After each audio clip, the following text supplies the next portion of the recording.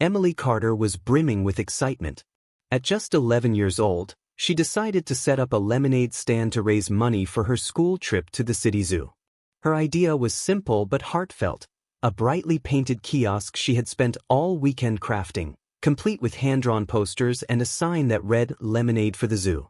The morning of her debut dawned bright and clear.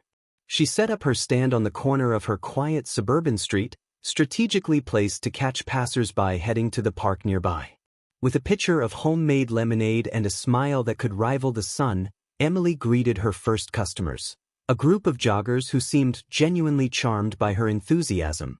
But then, as the day progressed, Emily's lemonade stand began to attract more attention than she anticipated, and not all of it was welcome. The unsettling encounter. Around midday, a tall man in a rumpled suit approached her stand. His movements were erratic, and his eyes darted around suspiciously. He asked her how much the lemonade cost, but as Emily cheerfully replied, he leaned closer, his voice dropping into a sinister whisper. "Are you alone here?" he asked, his gaze flickering over her small setup. Emily felt her stomach tighten. She glanced at the neighboring houses, wondering if anyone was watching. Before she could answer, a neighbor, a retired veteran named Mr. Harris, appeared on his porch. The man in the suit immediately straightened up and hurried away, muttering something under his breath. "Everything okay, Emily?" Mr. Harris called out, his voice steady but concerned. Emily nodded quickly, trying to shake off the unsettling encounter. The neighborhood rivalry. Just as she began to relax, another challenge arose. Across the street, two teenage boys from her neighborhood decided to set up their own lemonade stand. Unlike Emily's homemade charm, their stand was sleek and professional, complete with a credit card reader and a flash eat buy one, get one free offer. Emily's heart sank as she watched customers flock to the competition. The boys sneered at her from their spot, making mocking comments about her hand-drawn signs. "That's so 1990s, one of them quipped loudly, causing a ripple of laughter from their growing line of customers. Emily felt a surge of humiliation but refused to give up. Determined, she began offering free cookies with every cup of lemonade, a move that slowly began to turn the tide back in her favor. A sudden storm. Just as Emily started to regain her momentum, dark clouds rolled in. The sunny day turned ominous, and a strong wind swept through the street, knocking over her stand and spilling her lemonade. Panicked, Emily scrambled to save her supplies as rain began to pour. The teenagers across the street laughed at her misfortune, their more robust setup holding firm against the elements. But then, something unexpected happened. A group of women from the local book club, who had been watching the drama unfold from a nearby cafe, came to Emily's rescue.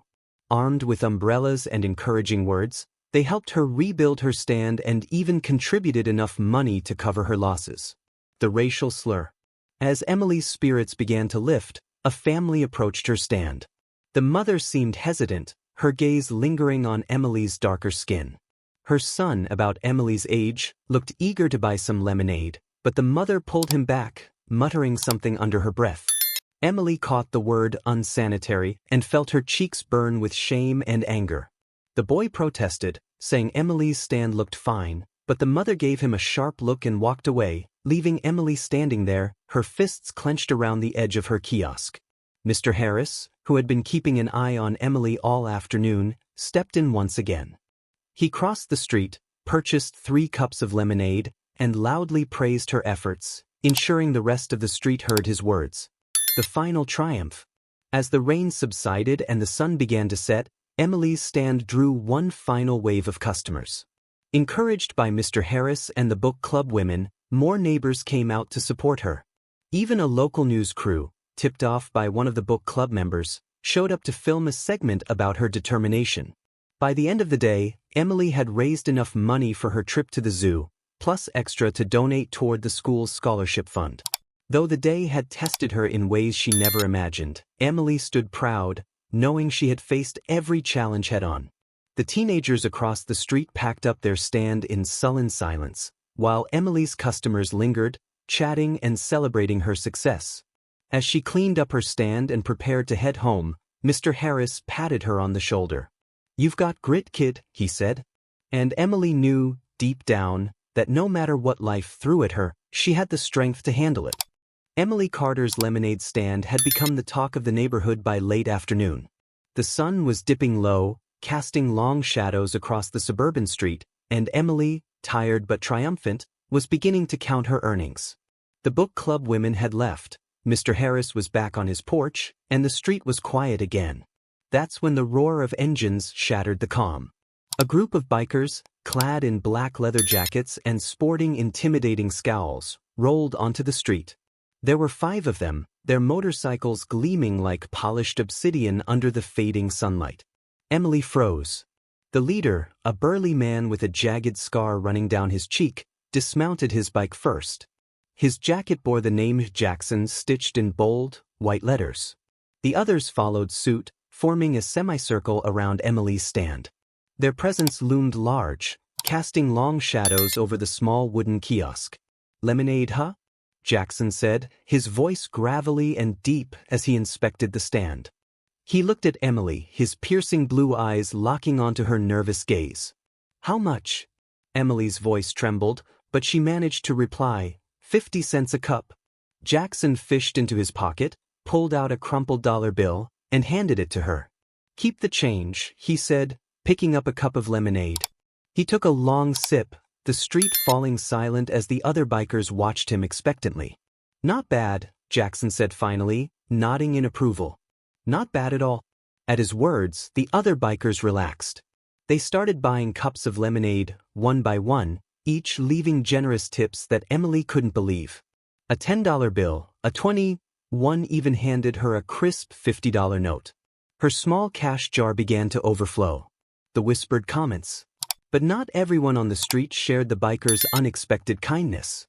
Across the road, the 2 teenage boys who had set up their rival stand earlier watched with narrowed eyes.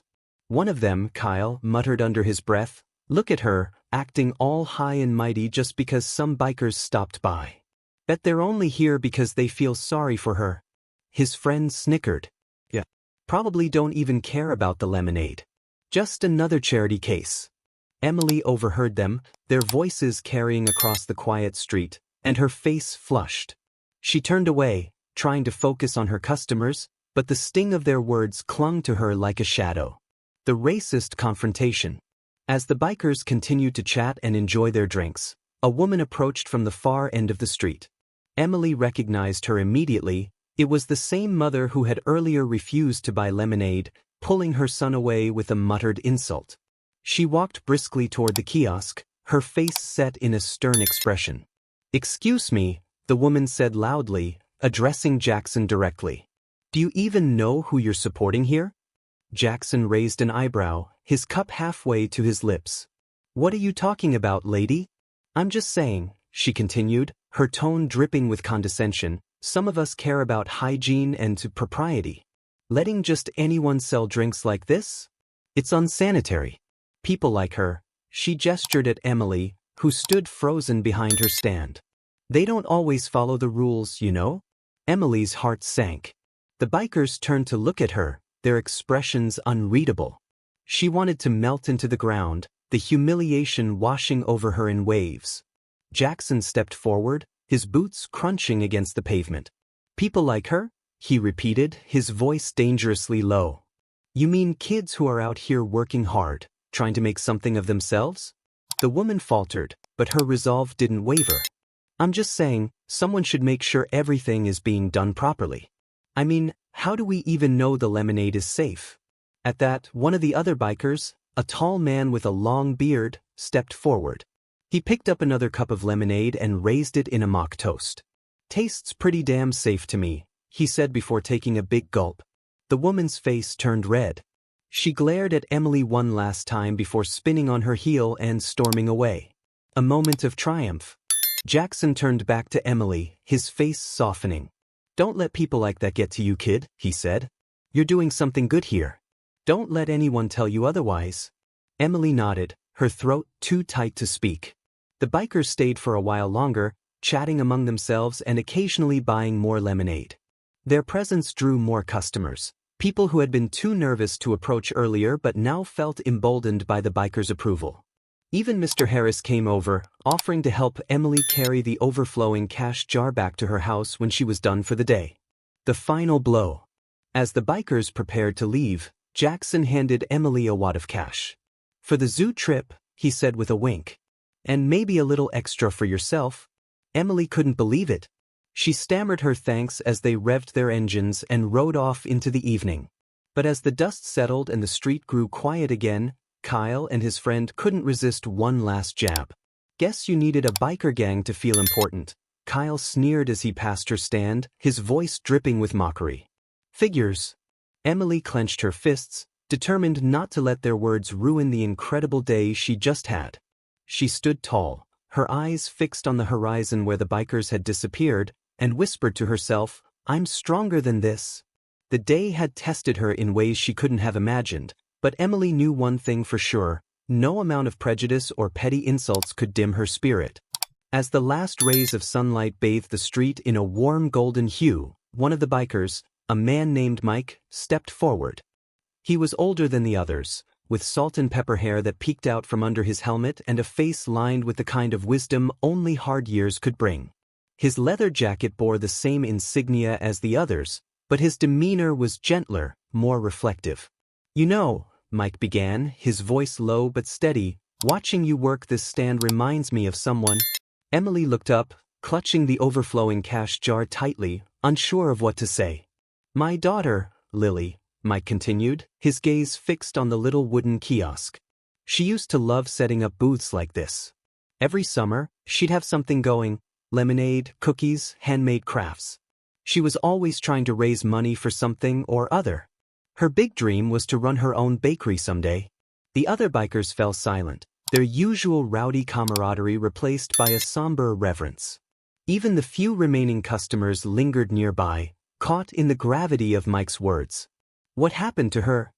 Emily asked softly, her voice barely above a whisper. Mike hesitated, his jaw tightening. "She passed away 5 years ago. A drunk driver hit her while she was walking home from one of her little sales." His voice cracked slightly, but he pushed on. "She was only 13. Emily's heart sank. The image of a bright, ambitious girl like herself snuffed out so suddenly was almost too much to bear. "I see a lot of Lily in you," Mike said, his eyes misting over.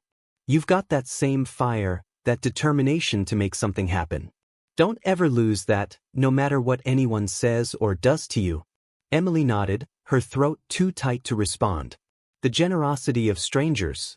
Moved by Mike's story, the bikers began passing a hat around. One by one, they reached into their wallets, contributing bills and loose change. Even the customers who were still hanging around joined in, their gestures a testament to the sense of community Emily had inspired. By the time the hat made its way back to Mike, it was brimming with cash. He handed it to Emily with a smile. "Here," he said, his voice firm. "For the zoo, and for whatever else you need." Emily's eyes widened as she counted the money. Over $200. It was more than she had dared to dream of raising when she first set up her little stand that morning. "You didn't have to do this," she said, her voice trembling with gratitude. "Yeah, we did," Jackson interjected, clapping a heavy hand on her shoulder. "People like that woman earlier, the one who tried to put you down? They don't get to win. Not today."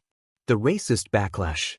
Just as Emily was starting to feel the warmth of their kindness, the teenage boys from the rival stand across the street decided to escalate their taunts. "Hey, Emily," Kyle shouted, his voice dripping with sarcasm.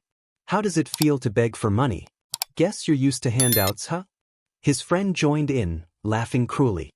"Bet you're saving up for something real fancy, like a new sign that doesn't look like a third grader made it." Emily flushed with anger and humiliation, the sting of their words cutting through her moment of triumph.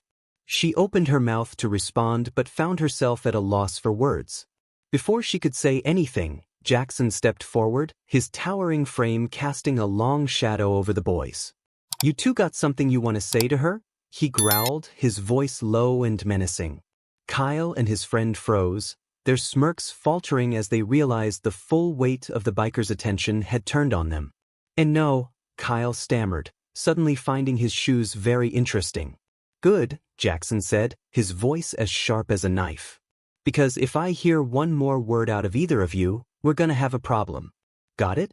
The boys nodded quickly, their bravado evaporating in the face of Jackson's steely gaze. Emily's resolve. As the bikers turned their attention back to Emily, she felt a newfound sense of strength welling up inside her. For so long, she had let the comments and actions of others dictate how she felt about herself. But not anymore. Thank you, she said, looking up at Jackson, Mike, and the rest of the bikers. Not just for the money, but for standing up for me. Jackson nodded. Anytime, kid. You just keep doing your thing. With that, the bikers mounted their motorcycles and roared off into the evening, leaving behind a street that suddenly felt a little quieter, a little emptier. A final act of cruelty. As Emily began packing up her stand for the day, Kyle and his friend made one last attempt to undermine her. They crossed the street, pretending to examine her setup. Nice work today, Kyle said with a sneer. Guess even a broken clock is right twice a day. But this time, Emily didn't flinch. She stood tall, meeting his gaze with a steady confidence that surprised even herself. Thanks for stopping by, she said coolly, her tone making it clear that their opinions meant nothing to her anymore. Kyle faltered, his smirk fading under her unwavering stare. He muttered something under his breath and walked away, leaving Emily alone at her stand. The day's end. As Emily finally packed up the last of her supplies and carried her overflowing cash jar home, she couldn't help but smile. The day had been filled with challenges, some of them painful and humiliating, but it had also shown her the strength of her own resilience and the kindness of strangers. And as she climbed the steps to her house, she knew one thing for sure: she would never let anyone dim her light again. The next morning, Emily awoke to find her story had taken on a life of its own. Overnight, word of her lemonade stand and the biker group's unexpected generosity had spread throughout the neighborhood. People were talking about her courage, her determination, and the way she stood tall despite the prejudice she faced. By midday, cars began pulling over, and neighbors she didn't even know came by, eager to meet the young girl who had inspired such a buzz. Parents brought their children, entrepreneurs from nearby shops stopped by to chat, and even a reporter from the local newspaper showed up with a camera in hand. Emily wasn't prepared for the sudden attention, but she smiled through her nervousness. With her cash jar emptied and her stand restocked, she welcomed the crowd, pouring lemonade and sharing shy thank yous as the line grew longer and longer. The arrival of local entrepreneurs. As Emily's stand became the unofficial hub of the street, several local entrepreneurs arrived. Among them was Mrs. Lopez, the owner of a nearby bakery, who brought a tray of cookies to add to Emily's offerings. Here, sweetie, Mrs. Lopez said, placing the tray on the small counter. You're an inspiration. I wanted to support you in any way I could. Another visitor was Mr. Patel, who ran the hardware store down the street. He handed Emily a brand new wooden sign with her kiosk's name engraved in bold letters. Thought you could use an upgrade, he said with a wink. The handmade one had charm, but this will last you longer. Emily beamed with gratitude as she replaced her hand-drawn sign with the polished new one. Children's curiosity. A group of children gathered around the stand, their eyes wide with admiration. One little girl tugged at her mother's sleeve and whispered, "I want to have a stand like Emily's someday." Hearing this, Emily crouched down to meet the girl's gaze. "You can," she said, handing her a free cup of lemonade. "Just don't let anyone tell you that you can't." The girl grinned and ran off to join her friends, her excitement palpable. Racism resurfaces. However, not everyone was there to celebrate Emily's success. Near the back of the growing crowd, the same woman from the previous day stood with her arms crossed, her expression sour. "She's only getting this attention because people feel sorry for her," the woman muttered to another onlooker. "I still don't trust that lemonade is safe." The words stung, but this time Emily didn't let them show. She focused on the people in front of her, the customers who believed in her and the neighbors who had come together to support her dream. But the tension escalated when Kyle, one of the teenagers from the rival stand, sauntered over with a mocking grin. "Big crowd you've got here," he said loudly, drawing the attention of several customers. "Guess they all love a good pity party." Jackson, the biker who had defended Emily the day before, suddenly appeared, his leather jacket catching the sunlight. He had heard about the renewed activity at Emily's stand and decided to check in. His timing couldn't have been better. "You've got a lot to say for someone who's got nothing to show for it," Jackson growled, stepping between Emily and Kyle. The crowd murmured, a mix of shock and approval rippling through the onlookers. Kyle tried to maintain his bravado, but Jackson's imposing presence left him visibly shaken. "You'd be better off learning from her than tearing her down," Jackson added, his voice steady and firm. "That's what real strength looks like."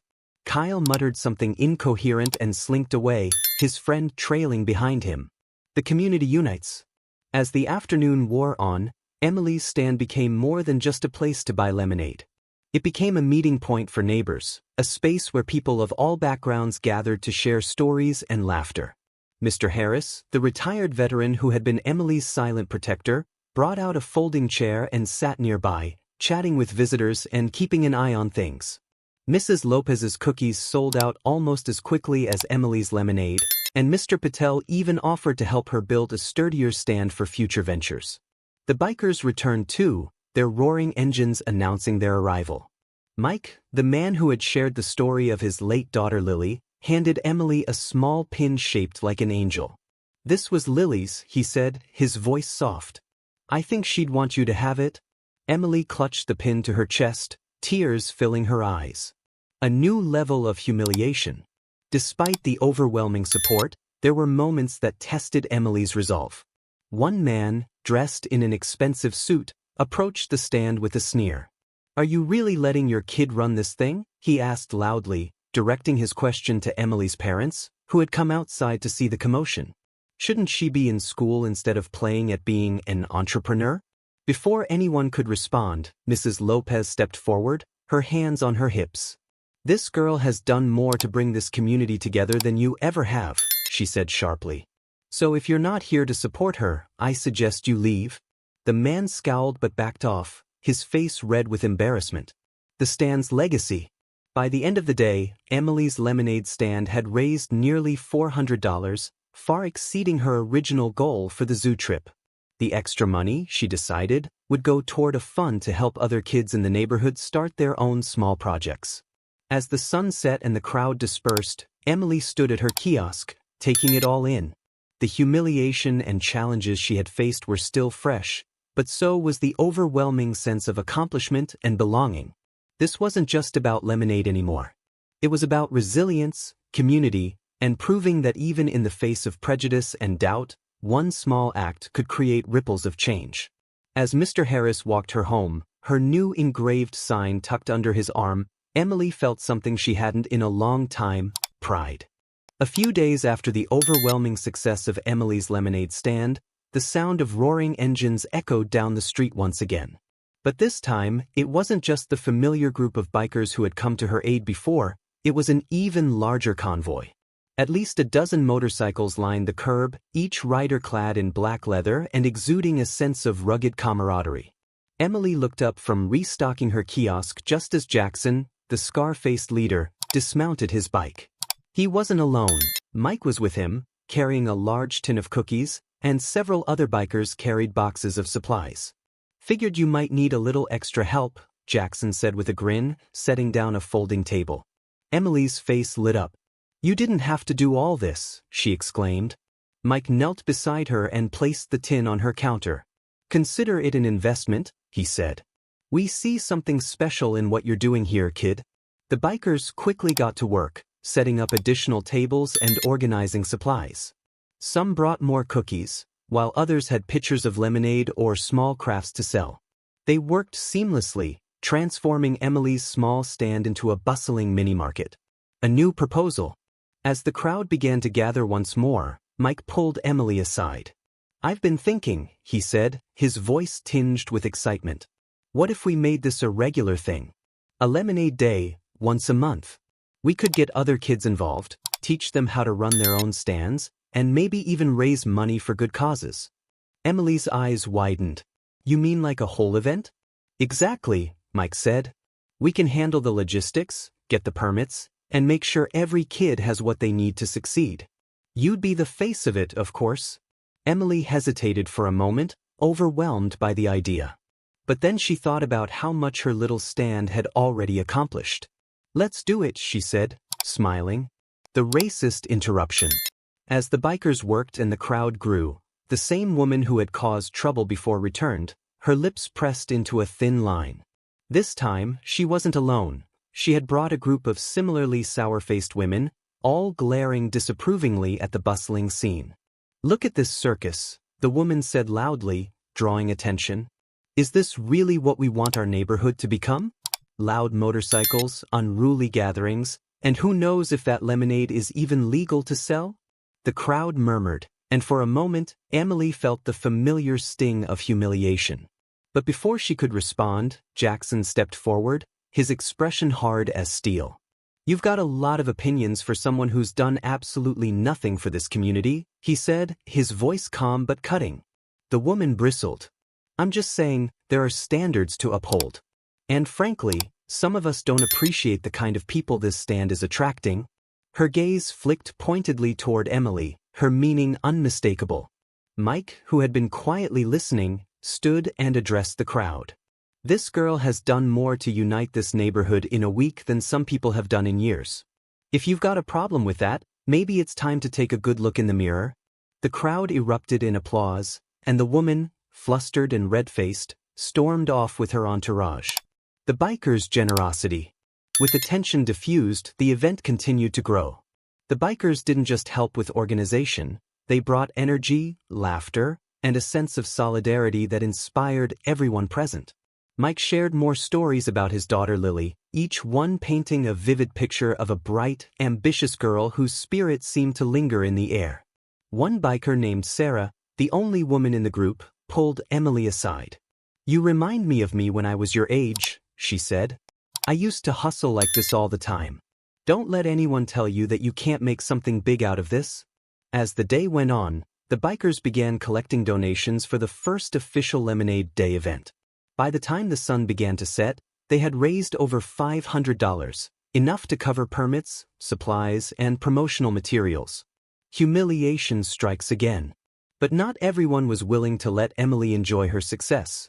Late in the afternoon, Kyle and his friend returned, their earlier embarrassment seemingly forgotten. "Wow, look at the charity case," Kyle sneered, loud enough for several customers to hear. "Got the whole biker gang to babysit her now, huh?" Jackson, who was standing nearby, turned slowly to face the boys. "Do we have a problem here?" he asked, his voice dangerously calm. Kyle faltered but quickly recovered. "Nah, no problem. Just saying it must be nice to have all this attention for doing nothing." Before Jackson could respond, Emily stepped forward, her voice clear and steady.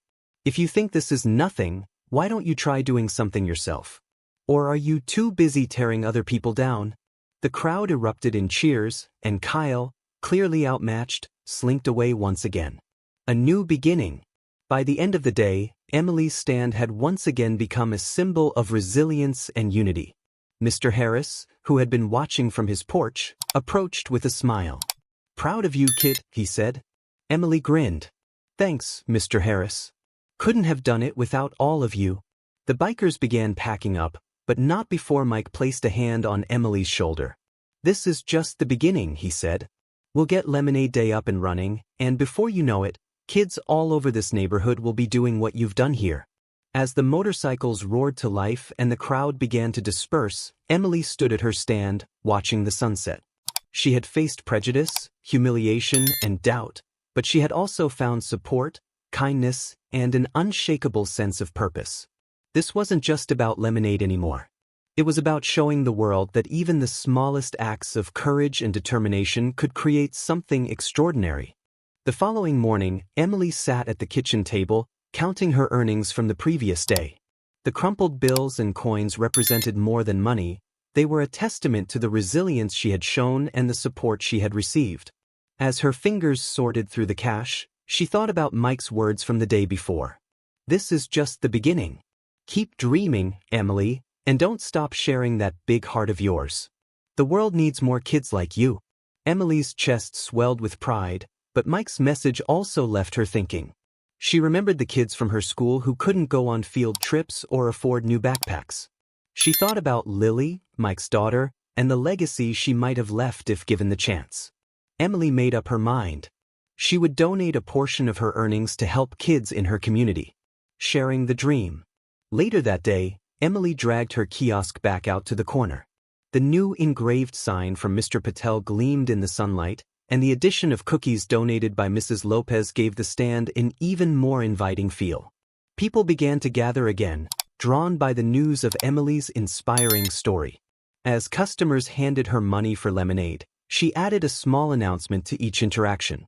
A portion of today's sales will go toward helping kids who can't afford field trips or school supplies, she explained. The response was overwhelming. People began leaving larger tips, some even donating without taking a cup of lemonade. The excitement grew, and soon her kiosk was surrounded by neighbors eager to contribute. A racist encounter. But not everyone was supportive.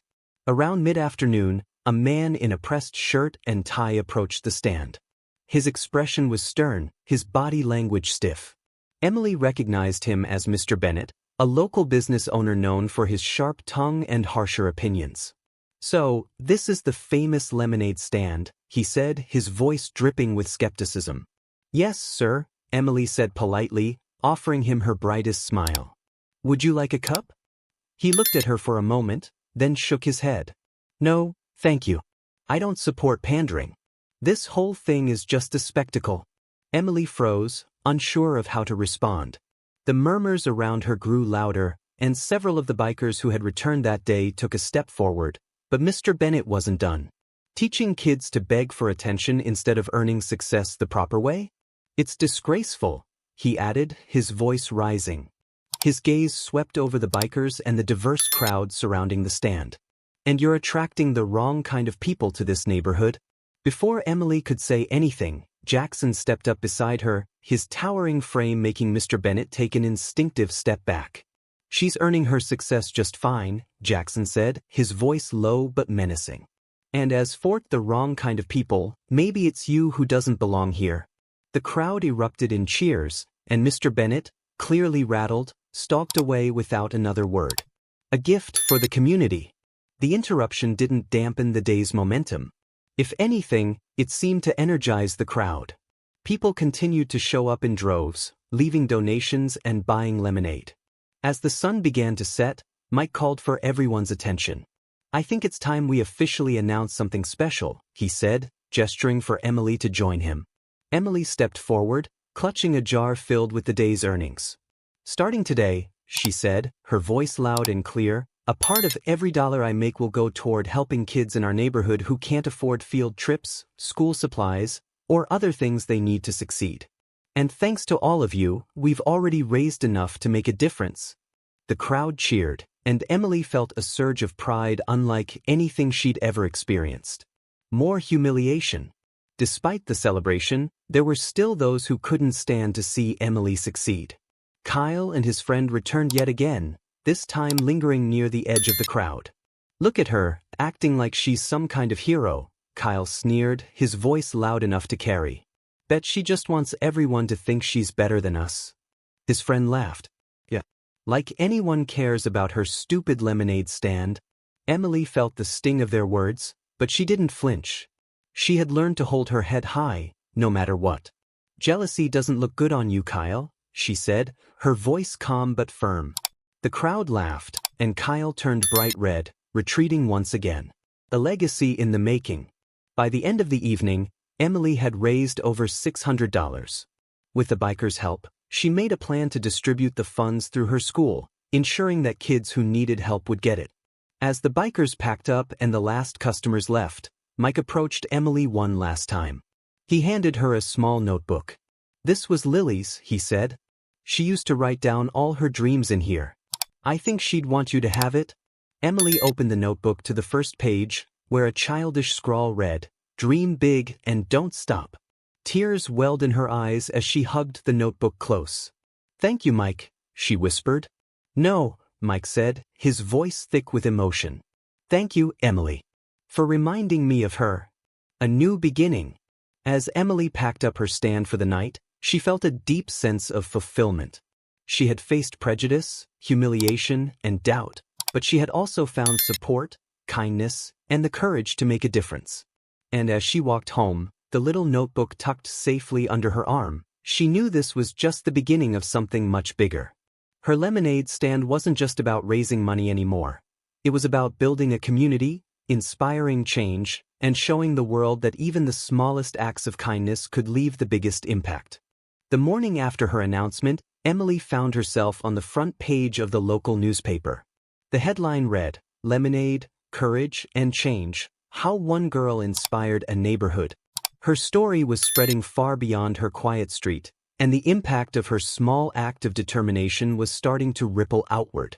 As Emily walked out to her stand that day, she found a crowd already gathered. Familiar faces like Mr. Harris, Mrs. Lopez, Mike, and Jackson were there, but new faces had joined too, people from neighboring towns, curious passers-by, and even a few teachers from her school. They had come to see the girl who had turned a lemonade stand into a symbol of resilience and kindness. A wave of generosity. Donations poured in from the moment Emily reopened her stand. Parents handed her bills, thanking her for what she was doing for the children in the community. Entrepreneurs offered supplies and advice, and some even pledged to match her earnings for the day.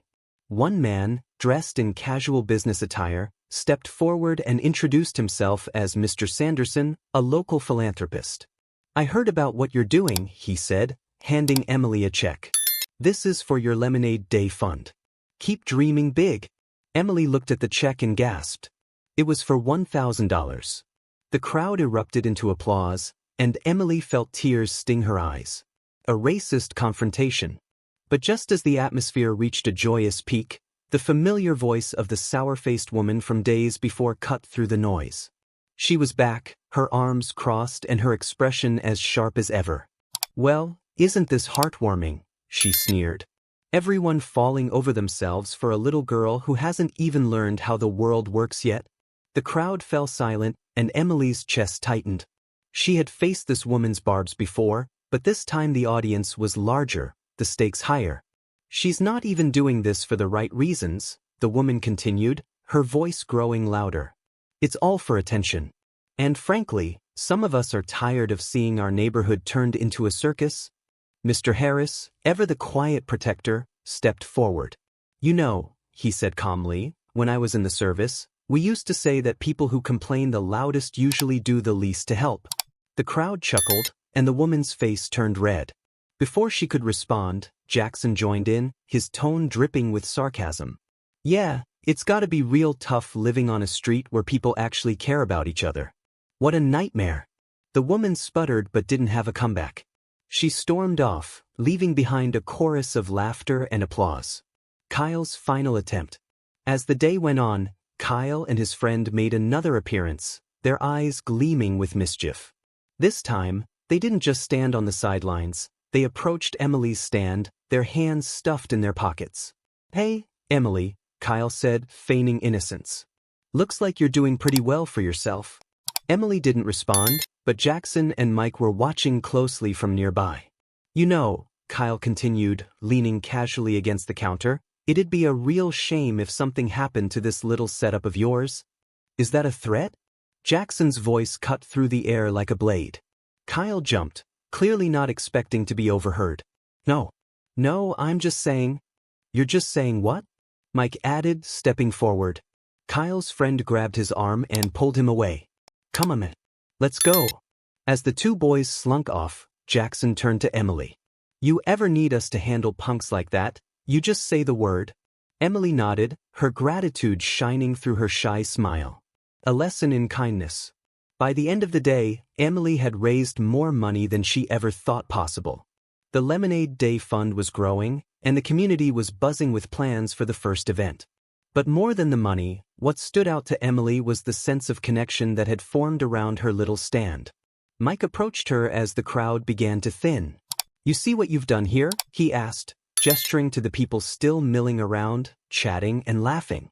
"This is what kindness can do. It brings people together.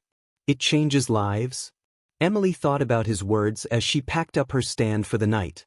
She thought about the bikers who had protected her, Mr. Harris who had always been there to support her, and the neighbors who had come together to stand against prejudice and doubt. A cruel reminder. As Emily and her family carried the day's earnings and supplies back home, she noticed graffiti scrawled on the sidewalk in front of her house. The words, "Go back where you came from," were scrawled in red spray paint. Her heart sank, and for a moment, she felt the familiar sting of humiliation and helplessness. But then, as she looked at the graffiti, she realized something. The hatred in those words wasn't about her. It was about the person who wrote them. Their fear, their ignorance, their smallness. Emily turned to her parents and said, "It's okay.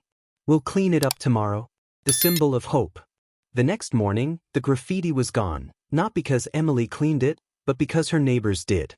Mrs. Lopez, Mr. Harris, and several others had come together with brushes and buckets of soapy water, erasing the hateful message before Emily even woke up. By the time she stepped outside, a new message had been written in chalk on the same spot. "Kindness is stronger than hate." Emily felt tears well up as she read the words. She realized that her lemonade stand had become more than just a way to raise money. It had become a beacon of hope and a reminder that even in the face of prejudice and humiliation, kindness and shared support could triumph. And as she prepared for another day at her stand, Emily knew that the lessons she had learned and the community she had built would stay with her forever.